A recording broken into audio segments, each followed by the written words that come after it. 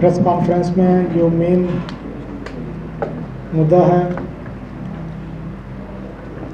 23 मार्च को दबलैड में समय 4:15 के आसपास राकेश कुमार नाम के व्यक्ति का जो मर्डर हुआ है उसके बारे में है। मैं आपको बताता चलूं कि 4:15 बजे के आसपास राकेश कुमार सन ऑफ मेलाराम जो बलेसर का निवासी है, वो अपनी स्कूटी पे जब दबलैड के एरिया में पहुंचता है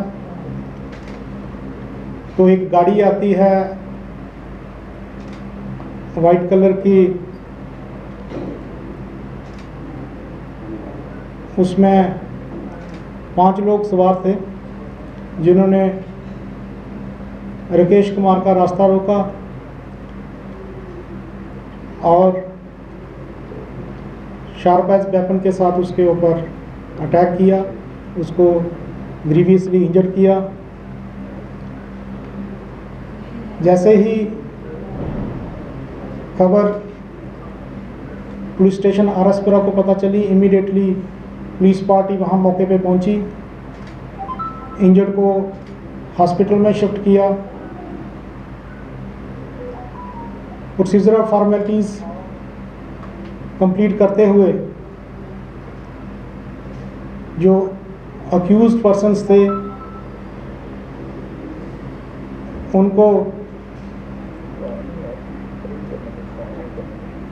पंजाब में दबोचा गया और फिर पंजाब से वापस आरएसपुरा लाया गया। जो मेन मोटिव था मर्डर का, 2016 में अरनिया थाने में विक्रम सिंह का मर्डर हुआ था जो FIR नंबर 38 है। उसमें जो इस केस में विक्टिम है ये one of the accused person था और जब 2019 में उस केस में राकेश कुमार और उसके बाकी साथी जो थे उनका टोटल होता है, तो विक्रम सिंह के जो बेटे हैं और उनमें से एक और इनका रिश्तेदार है लखविंदर सिंह, मुझे डिसाइड करते हैं कि हम अपने बाप का मर्डर का बदला लेंगे। इनके साथ इनके कुछ साथी ज्वाइन करते हैं। तो जो उसमें अक्यूज्ड पर्सन्स हैं उनके बारे में मैं आपको बताऊं, मोहिंदर सिंह है, रविंदर सिंह है, दोनों जो विक्रम सिंह के बेटे हैं। पवनदीप सिंह है एलियास रूबल, ये इनका फ्रेंड है। एक इसमें लखविंदर सिंह है एलियास लखा जो बम्बूचक रामगढ़ का रहने वाला है, वो इनका रिलेटिव है। इसके साथ ही बम्बूचक का एक और अक्यूज्ड है बंटी वर्मा, वो भी मौके पे था। संजीव वर्मा जो गंग्याल का रहने वाला है, उसके भाई की गाड़ी जो है इसमें यूज़ हुई है। मौके पे जो 6 में से 5 लोग मौजूद थे। जो वेपन ऑफ ऑफेंस है, टोके जो हैं वो इन्होंने रामगढ़ के एक नंगा गांव में गेहूं के खेतों में छुपाए हुए थे, जो बाद में पुलिस ने रिकवर किए और सीज किया केस में। 5 अक्यूज्ड जो हैं 25 तारीख को अरेस्ट हुए थे, 25 मार्च को, और जो 6ठा अक्यूज्ड है वो 28 मार्च को अरेस्ट हुआ था। सारे के सारे अक्यूज्ड जो हैं पुलिस कस्टडी में हैं, पुलिस रिमांड पे हैं। इनकी सस्टेन्ड जो इंटेरोगेशन है वो चल रही है। अभी तक के जो तथ्य सामने आए हैं उसमें जो मेन मोटिव था मर्डर का, वो जो दोनों बेटे हैं अरविंदर सिंह और महेंद्र सिंह, इन्होंने उसमें प्लानिंग की थी। मेन कॉन्स्पिरेटर जो थे और अपने बाप के मर्डर का बदला लेना। तो जैसे जैसे और तथ्य सामने आएंगे तो आपको टाइम टू टाइम बता दिया जाएगा। तो डिस्ट्रिक्ट पुलिस जम्मू की ओर से मैं ये बताना चाहता हूँ कि जो भी इसमें अक्यूज्ड मुलविस थे, अभी तक की जो इन्वेस्टिगेशन में आए हैं उनको सभी को अरेस्ट किया है। धन्यवाद। सर, इसमें डिजीज़ के हाथ काट के ले गए थे, क्या वो रिकवर हुए? नहीं। डिजीज़ के जो हाथ काट के ले गए थे उन्होंने उनको एक डिच में फेंका है, उसमें जो है सर्च कंटिन्यू है। कहाँ डिच में था? ये वहीं पे जो रामगढ़ का एरिया है, हाँ वहाँ पे। और हमने जो है आर्मी अथॉरिटीज़ के साथ भी टेकअप किया है, वो भी हमें असिस्ट कर रहे हैं कि उसको डिच को डिवाटर किया जाए और जल्दी से जल्दी जो हमारी जो पीस ऑफ एविडेंस है उसको रिकवर किया जाए। सर, इसमें और इंटरेस्टिंग था कि उन्होंने एक वीडियो बना के थ्रेटन भी किया था, कोई विटनेस ना आए इसमें।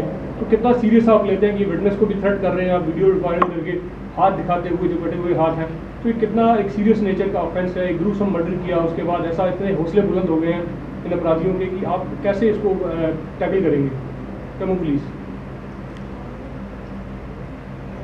जम्मू पुलिस की ओर से मैं ये आपके माध्यम से जम्मू की जनता को ये अपील करना चाहता हूँ,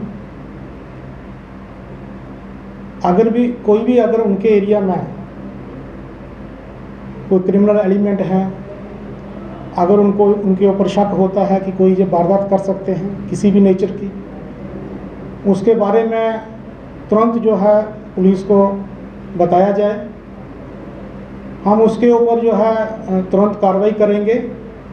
रही बात जो आपने कहा कि इन्होंने सोशल मीडिया में अपना वीडियो बना के जो वायरल किया, जो इन्वेस्टिगेशन में अप्रोप्रिएट जो सेक्शंस हैं वो लगाई जाएंगी और इसको भी फैक्टर किया जाएगा।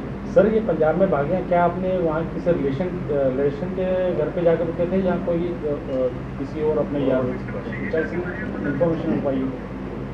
इसके बारे में मैं आपको बताऊं कि बहुत टेक्निकल और ह्यूमन इंट के थ्रू जब ये मूव कर रहे थे एक गाड़ी में, पांचों एक ही गाड़ी में थे, तो इनको हाईवे के ऊपर ही इंटरसेप्ट किया गया और फिर वहाँ से वापस लाया।